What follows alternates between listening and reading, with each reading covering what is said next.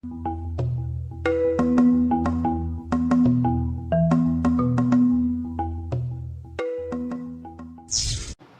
दोस्तों, ज्ञान आश्रम में आप लोग का स्वागत है। जो हमारा एनपीओ चैप्टर चल रहा था उसके अंदर ये अगला वीडियो आ गया है। अभी तक हम लोगों ने रिसीप्ट्स एंड पेमेंट के बारे में समझा था कि उसमें क्या क्या चीजें होता है, कैसे होता है, उसका फॉर्मेट और उसका एक प्रैक्टिकल क्वेश्चन बताने के लिए हमने बोला था। हालांकि एग्जाम में ये आता नहीं है, लेकिन ये आधार होता है उस पूरे चैप्टर का, क्योंकि इसी के आधार से हमारा क्या बनने वाला है, आगे के सारे क्वेश्चंस बनने वाले हैं। तो इसीलिए हमें रिसीप्ट्स एंड पेमेंट अकाउंट बनाना आना चाहिए और उसके कॉन्सेप्ट क्लियर होना बहुत जरूरी है। थ्योरी हमने बता दिया था, उसमें जो जो चीजें होने वाली थी सब थ्योरी में अच्छे तरीके से समझा था। आज जो है हमारा ये आ गया उसका फॉर्मेट। ठीक है, फॉर्मेट कैसे बनता है ध्यान दीजिएगा, आप लोग को भी इसे बनाना है। सबसे पहले हम लोग लिखते हैं ऊपर receipts and payment account for the year ended. For the year ended इसलिए क्योंकि ये खाता है और ये एक निश्चित तिथि को बनता है, इसलिए यहाँ पे फॉर द ईयर एंडेड और लास्ट का डेट जिस डेट पे ये बनेगा। इधर डेबिट साइड होता है जिसमें रिसिप्ट्स लिखते हैं और अमाउंट लिखते हैं, और इधर क्रेडिट साइड होता है जिसमें रिसिप्ट्स लिखते हैं और अमाउंट लिखते हैं। इस प्रकार से एक कॉलम होता है। अब यहाँ पे कुछ मदे हमने एग्जाम्पल के तौर पर लिखा है। समझने वाली बात यह है कि केवल यही चीजें इसमें नहीं जाएगा, इसके अलावा भी बाकी सारी चीजें जा सकता है। कैसे जा सकता है, इधर सारे के सारे वो रिसिप्ट्स जाएंगे, चाहे वो कैपिटल रिसिप्ट्स हो चाहे वो रेवेन्यू रिसिप्ट्स हो, वो सारे के सारे रिसिप्ट जाएंगे जो आपके इस साल से संबंधित हो, अगले साल से संबंधित हो या फिर पिछले साल से संबंधित हो, किसी भी साल से संबंधित हो, इसके अंदर वो सारे रिसिप्ट जा सकते हैं। सेम इसी तरह पेमेंट्स में कुछ आइटम्स लिखे हैं, इसके अलावा भी जा सकते हैं। तो ये मत सोचिए केवल इतना ही, केवल इतना नहीं, यहाँ पे कुछ एग्जाम्पल है। ठीक है, तो इसको समझाने से स्टार्ट करने से पहले हम आपको ये बताना चाहते हैं कि जो भी व्यक्ति चैनल पे पहली बार आए हैं, चैनल को सब्सक्राइब करें, बेल आइकन पे क्लिक करके नोटिफिकेशन को ऑल पर सेट कर ले। साथ ही साथ डिस्क्रिप्शन में हमारा व्हाट्सएप नंबर, टेलीग्राम नंबर दिया है, वहां पर मैसेज करके ग्रुप वगैरह को ज्वाइन कर ले। वहां पर आपको सारे नोट्स प्रोवाइड किए जाते हैं और साथ ही साथ टेस्ट, लाइव क्लास से रिलेटेड सारे चीजों का इंफॉर्मेशन वहां पे मिलता है। और एक बात और, यह चैनल कॉमर्स के बच्चों के लिए पूरी तरह से डेडिकेटेड चैनल है। मतलब यहाँ पर अगर आप कॉमर्स पढ़ते हैं और हिंदी मीडियम के बच्चे हैं, क्योंकि ये हिंदी मीडियम के ही बच्चों के लिए मुख्य तौर पर बना हुआ है, हिंदी मीडियम के बच्चे हैं तो आपको किसी और चैनल पे जाने की जरूरत नहीं है। अकाउंट्स की पूरी लाइव क्लासेस कवर होती हैं, रिवीजन होता है, सारा चीज होता है। बीएसटी की भी सारे क्लासेस होती हैं, रिवीजन होगा, और इसके साथ साथ इकोनॉमिक्स के भी वीडियोस लेक्चर में पूरा का पूरा सिलेबस कंप्लीट होगा। तो इसीलिए आपको इस चैनल के साथ बन जाना चाहिए और साथ ही साथ अपने दोस्तों में शेयर भी करते रहना चाहिए। चलिए हम टॉपिक को शुरू करते हैं। क्या होता है रिसिप्ट साइड में? रिसिप्ट साइड में सबसे पहले हम टू बैलेंस बीडी लिखते हैं। ठीक है, इसके अंदर क्या लिखा जाता है टू बैलेंस बीडी में? टू बैलेंस बीडी में ओपनिंग कैश का बैलेंस, क्योंकि ये रोकड़ बही का सारांश कहलाता है, थ्योरी में आप लोगों ने पढ़ा है। तो इसकी स्टार्टिंग में सबसे पहले हम रोकड़ बही में मौजूद जो ओपनिंग बैलेंस होता है, प्रारंभिक शेष किसका? रुपए का, रोकड़ का। वो भी कब का प्रारंभिक शेष? साल के शुरू में, क्योंकि ये साल के अंत में बनता है, तो साल के शुरू में जो शेष होता है उसको यहाँ पर लिखा जाता है। अब समझने वाली बात है कि रोकड़ बही में कैश शेष भी हो सकता है, बैंक शेष भी हो सकता है। तो ओपनिंग में ये दोनों जाएगा, यहाँ पर कैश और बैंक दोनों ऐड करके इसमें जाना है। ठीक है, बात क्लियर है? उसके बाद सारे रिसिप्ट लिखे, जैसे रिसिप्ट में हमने टू सब्सक्रिप्शन, क्योंकि हमारा जो गैर व्यापारिक संस्थाएं हैं उसके जो सब्सक्रिप्शन होते हैं, चंदे होते हैं, वही उसके मेन आपके इनकम होते हैं। जैसे हमारे यहाँ हम लोग यूट्यूब पे पढ़ा रहे हैं, तो यूट्यूब पे भी जो सब्सक्रिप्शन है, सब्सक्राइब बटन है, वहां से मेंबरशिप मिलता है। लेकिन यूट्यूब के सारे मेंबरशिप फ्री है। हालांकि हम चाहें तो ज्वाइन बटन लगा के मेंबरशिप फ्री भी ले सकते हैं, लेकिन सारा चीज फ्री रखे हैं। उसी प्रकार से जो भी इस प्रकार की संस्थाएं होता है जिसका उद्देश्य सेवा भावना होता है, उनके लिए सब्सक्रिप्शन ही सबसे मेन इनकम होता है। ठीक है, तो सबसे पहले सब्सक्रिप्शन, ये इनकम डाला। लाइफ मेंबरशिप फी क्या होता है, इस चीज के बारे में डिटेल से समझेंगे। लाइफ मेंबरशिप फी मतलब ऐसा इनकम, ऐसा पेमेंट जो पूरे जिंदगी भर के लिए एक बार में दे दिया, पूरी जिंदगी भर का आप इसके मेंबर बने रहेंगे। ठीक है, तो वो इसके अंदर जाएगा। उसके बाद एंट्रेंस फी, जिसको एंट्री फी भी कहते हैं, प्रवेश शुल्क। बात क्लियर है? एंट्री फी भी कह सकते हैं, ये भी आपका इनकम है, ये भी इधर गया। उसके बाद डोनेशन भी इस संस्था के लिए इनकम होता है। इनकम फ्रॉम लेक्चर्स या किसी प्रकार के कंसर्न, सेमिनार वगैरह कुछ भी अगर अरेंज किया जाता है उससे कोई इनकम होता है तो वो हो गया। फिर ओल्ड न्यूज़पेपर को बेच करके, फर्नीचर को बेच करके, इंटरेस्ट ऑन इन्वेस्टमेंट, रेंट के जरिए किसी प्रकार से कोई भी इनकम है वो सारा इसके अंदर डालेंगे। अब यहाँ पर हमने सेल ऑफ फर्नीचर लिखा है, तो केवल सेल ऑफ फर्नीचर नहीं, बाकी सारा कोई भी एसेट्स को बेचा जाएगा आपका इधर जाएगा, क्योंकि उससे पैसा आएगा।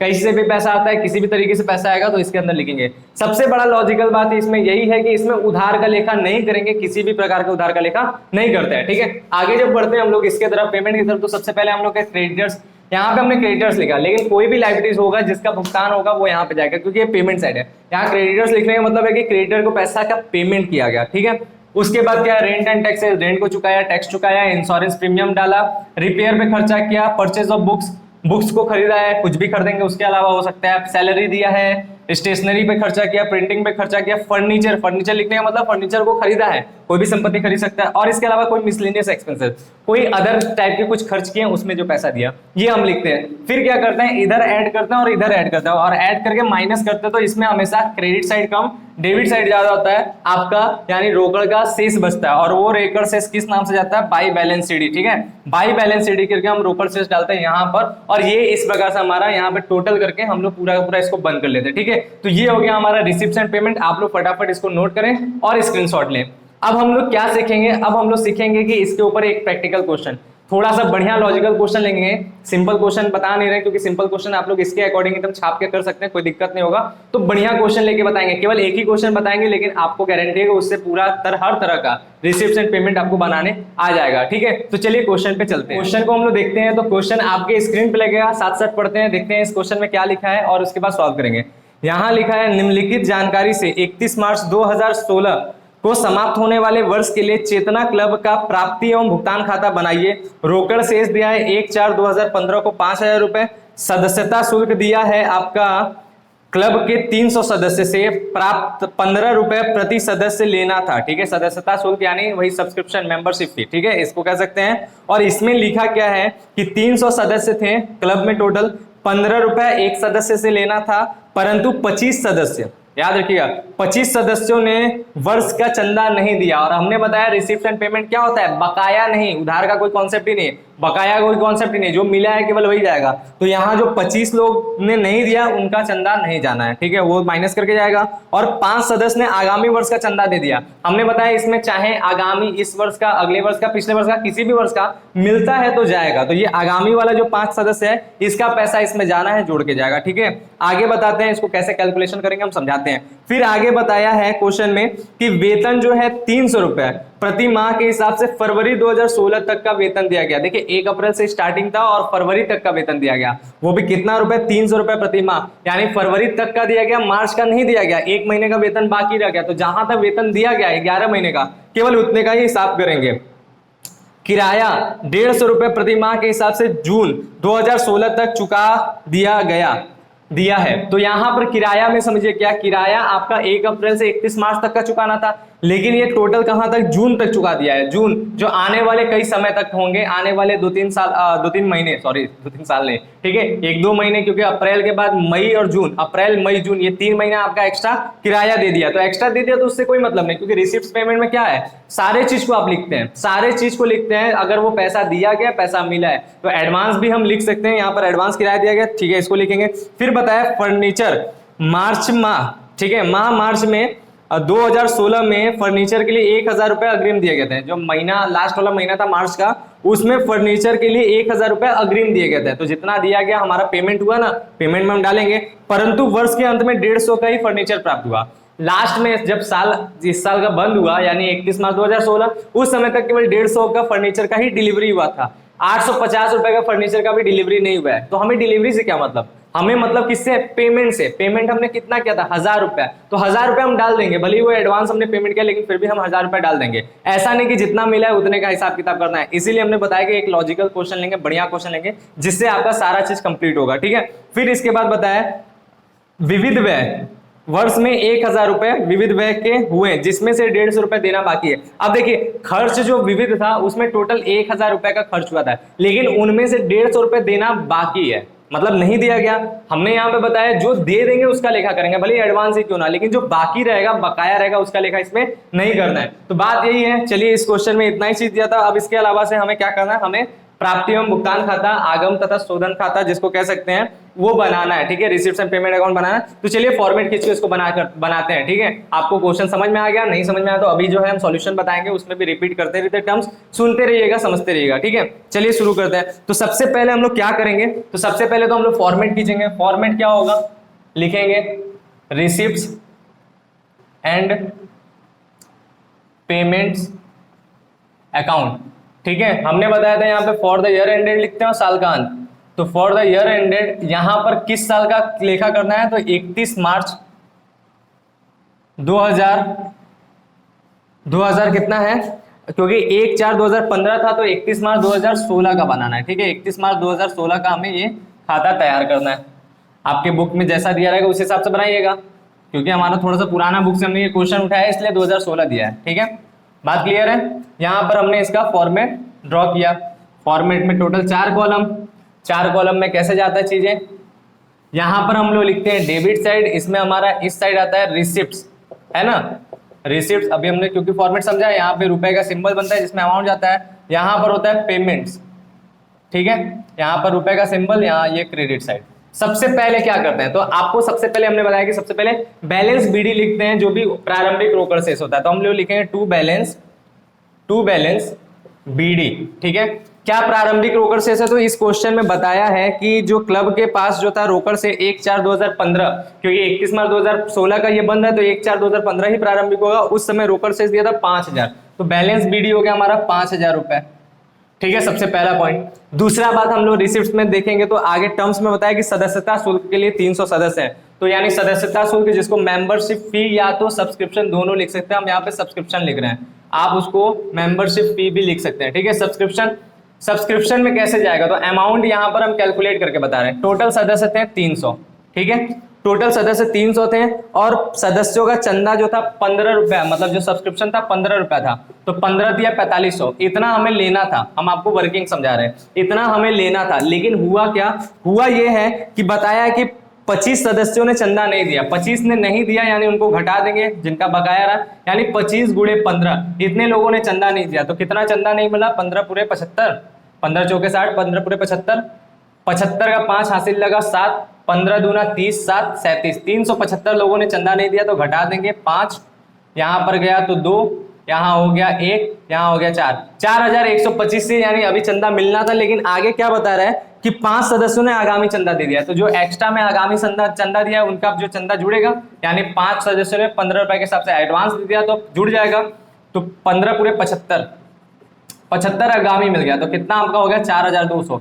ये आपको टोटल इस साल इतना मिला है। बात क्लियर है, चंदा टोटल कितना मिला है, 4200 टोटल चंदा मिला है। अब इसको करने का और भी तरीका है, अपने अपने अकॉर्डिंग कर सकते हैं। सीधे आप वो मेंबर्स निकाल लीजिए जितना से आपको चंदा मिल रहा है। ठीक है, 300 मेंबर थे, 25 ने नहीं दिया, घटा दिया हमने, तो बचा कितना 275 मेंबर चंदा देने वाले हैं और 5 ने एडवांस दे दिया, यानी टोटल 280 मेंबर्स के हिसाब से चंदा मिलेगा। और 280 गुणे 15 भी करेंगे तो आपका यही आएगा 4200। इस प्रकार से भी आप समझ सकते हैं। तो किसी भी प्रकार से आपको ये पता करना है कि टोटल कितना रुपए चंदा का आपको मिला, तो यहाँ पर हम लिख देंगे सीधे कितना 4200। ठीक है, बात क्लियर है, इतना चंदा मिला है। इसके बाद क्वेश्चन क्या कहता है, तो इसके बाद क्वेश्चन को हम लोग देखेंगे तो उसमें क्या क्या चीजें हैं उस चीज को हम लोग को समझना है। तो आगे कहता है चंदा के बाद कि 5 सदस्य हो गया, वेतन के लिए 300 प्रति माह के हिसाब से फरवरी 2016 तक का वेतन दिया गया था। वेतन क्या होगा, पेमेंट होगा। वेतन का मतलब हमने पेमेंट किया, पेमेंट जो है वेतन का हम लिखेंगे बाई सैलरीज। और इसमें कैसे था, इसमें वेतन जो था वो था आपका 300 रुपए प्रति माह, वेतन 300 रुपए प्रति माह था, लेकिन फरवरी तक दिया गया। लेकिन ये मार्च है, मार्च तक का बन रहा है, फरवरी तक का देने का मतलब 11 महीना, 11 महीने का वेतन दे दिया, तो कितना हो जाएगा 11 या 33, यानी 3300 सीधे हम क्या करेंगे वेतन को डालेंगे।